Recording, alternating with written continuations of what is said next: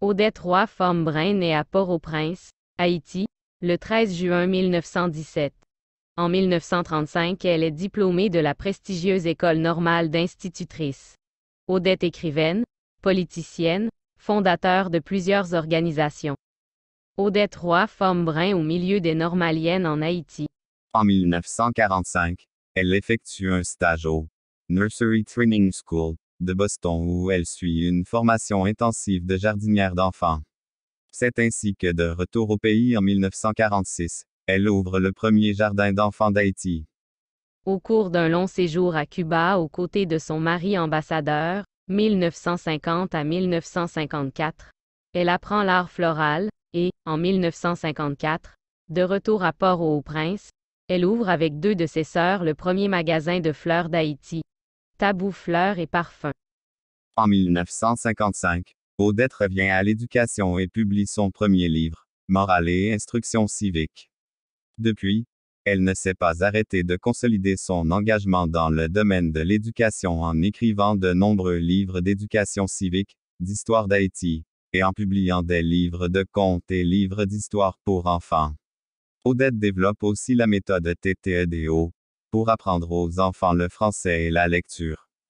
L'éducatrice s'intéresse également à la politique et aux questions d'intérêt national. Elle publie à cet effet des centaines d'articles de journaux et de magazines sur les questions spécifiques de l'actualité sociopolitique, appelant sans cesse à l'union nationale. Entre 1959 et 1984, Odette connaît 27 ans l'exil politique, la famille étant menacée par le régime dictatorial de François Duvalier. Elle partage son temps entre les États-Unis et le continent africain, accompagnant son mari représentant de l'UNICEF dans plusieurs pays. Marcel, le mari décédé, et Odette Forme-Brun à la fin du régime duvalieriste en 1986. Odette retourne en Haïti et s'engage à œuvrer pour l'union et la réforme démocratique dans son pays. Lors d'une conférence à Washington en septembre 1986, elle fait une présentation sous le titre « La démocratie est-elle possible en Haïti ?» Plusieurs de ces idées et recommandations se retrouveront par la suite intégrées dans la Constitution haïtienne de 1987. En mars 1986, Odette publie son traité sur le convitisme, un manifeste politique basé sur une coutume haïtienne de coopération dans le partage des activités, semblable à une longue tradition du kibboutz en Israël dans les domaines de l'agriculture et de la construction. Dans Solutions pour Haïti, Convit Solidarité nationale, elle précise les options du convitisme et explique la nécessité d'un projet à l'échelle nationale de création de richesses pour combattre la pauvreté. Citoyenne du monde depuis 1981, Odette défend ardemment les droits de l'homme et condamne avec véhémence l'agression manifeste, les embargos commerciaux, la domination flagrante des principales économies mondiales. En 1987, elle est invitée à participer à la rédaction de la Constitution haïtienne. En 1994, elle accepte de participer au Comité national de réflexion.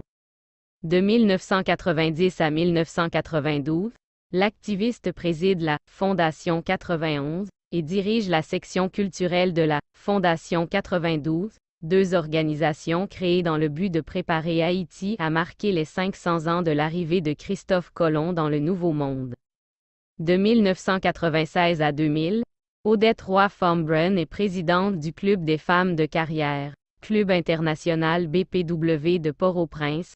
Elle est aussi membre de la Ligue féminine d'action sociale et du Club de l'âge d'or, CADOR, qui s'occupe d'améliorer le sort des femmes âgées. En 2001, elle apporte sa contribution au rapport du PNUD sur le développement humain. En 2007, à l'occasion de son 90e anniversaire de naissance, poussée par ses enfants et ses amis, elle transforme le FERF, Fonds éducatifs Roy Forme-Brun créé en 1997 pour encourager les initiatives dans le domaine de l'éducation, en FORF, Fondation Odette Roy Forme-Brun pour l'éducation. FORF est une organisation à but non lucratif qui récolte des fonds pour encourager l'éducation et soutenir des projets de développement communautaire en Haïti. Sa mission est basée sur la conviction profonde que pour être durable, l'éducation et le développement doivent se faire à partir d'une conbite et des projets mobilisateurs réunissant les citoyens d'une même communauté avec leur jeunesse dispersée et leurs ressortissants vivant à l'étranger. Odette est devenue une avocate enflammée de ce concept du Konbit, Turi Lakai, une forme de tourisme responsable, destinée à stimuler le développement communautaire en encourageant la participation locale dans les projets qui doivent créer de la richesse, en protégeant l'environnement et le patrimoine. Actuellement, Odette Roy-Fambrun, auteure aux éditions Henri Deschamps en Haïti, publie des articles à portée sociopolitique dans les journaux et produit des manuels d'éducation civique.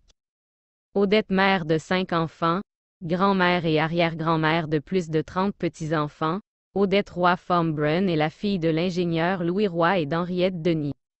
Elle a fait ses études primaires et secondaires successivement à l'Institution Sainte-Rose de Lima et à l'École normale d'institutrices. Surnommée « Coq-Bataille » par ses collaborateurs, elle a consacré sa vie à l'éducation des jeunes et à la recherche de solutions aux multiples problèmes que confronte notre pays. Dans le même temps, elle s'est faite promotrice des concepts de développement du konbitisme et du Turi Lakai. Auteure de nombreux livres scolaires et parascolaires, les ouvrages de Madame Fambrun sont conçus pour capter l'intérêt des jeunes pour l'histoire, la géographie, la morale et le civisme. Sans équivoque, ces centaines d'articles de journaux produits et publiés traduisent sa passion pour la patrie. Aussi, les titres honorifiques reçus et les très nombreuses plaques d'honneur qui ornent les murs de la fondation qui porte son nom témoignent avec éloquence de son implication dans différents domaines sociaux et de l'appréciation bien méritée par son large public d'admirateurs. Toujours soucieuse de contribuer et d'encourager ses proches à la participation aux initiatives en faveur de l'éducation, elle a accepté en 2007 de créer avec ses enfants la Fondation Odette Roy-Fambrun pour l'éducation. Elle souhaitait ainsi encourager un plus grand nombre d'amis et de sympathisants à participer en canalisant leurs dons.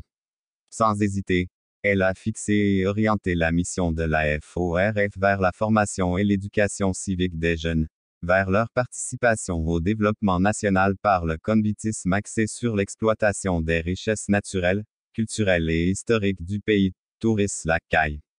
On ne saurait parler de civisme en Haïti sans se référer à Odette Roy-Fambrun, à ses réflexions et nombreux écrits de propositions de sortie de crise, ou à ses multiples initiatives en faveur de la société haïtienne. Convaincue que l'éducation est l'arme la plus puissante pour sauver toute société, elle s'y est donnée corps et âme tout en prônant la nécessité d'une communication ouverte entre tous les fils et filles d'Haïti afin de parvenir au développement dans une société plus juste. Odette décédée le 23 décembre 2022 à l'âge de 105 ans.